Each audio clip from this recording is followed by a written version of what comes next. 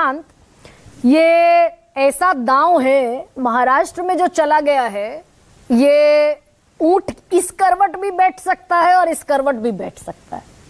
प्रशांत नहीं, हम इसी करवटे महायुति के साथ है और महायुति पक्का है और महायुति का मुख्यमंत्री बनना भी ये तय है। अभी मैं किशोर तिवारी जी को, वो मेरे बड़े भाई साहब है, मैं उनको एक ही सलाह देना चाहता हूँ कि मुख्यमंत्री उद्धव जी ठाकरे ये कभी बन ही नहीं सकते और शरद पवार साहब उनको बनने भी नहीं देंगे।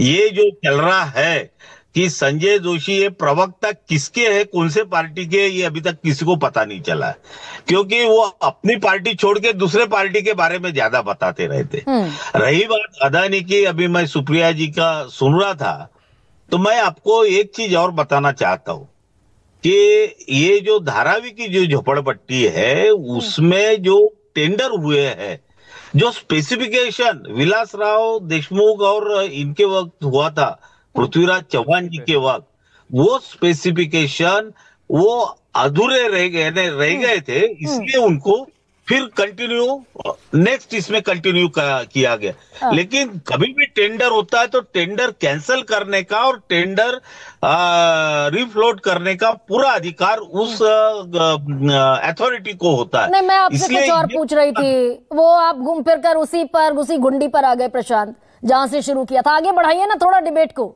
भाई अजीत पवार ने कहा बटेंगे तो कटेंगे या नहीं चलेगा, जिस पर सारी एनर्जी सारी ऊर्जा लगाई गई, तो ये इधर भी जाने की नौबत भाई हो गई तो बल्ले बल्ले हो गई, और नहीं हुए तो सिमट गए। राष्ट्रवादी कांग्रेस पार्टी फुले शाहू अम्बेडकर के विचारधाराओं पे चलने वाली पार्टी है।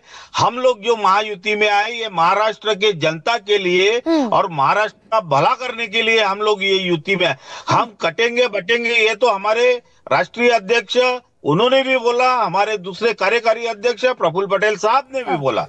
हम ये नारे को एक्सेप्ट करते नहीं है। हाँ, नहीं चलेगा ना,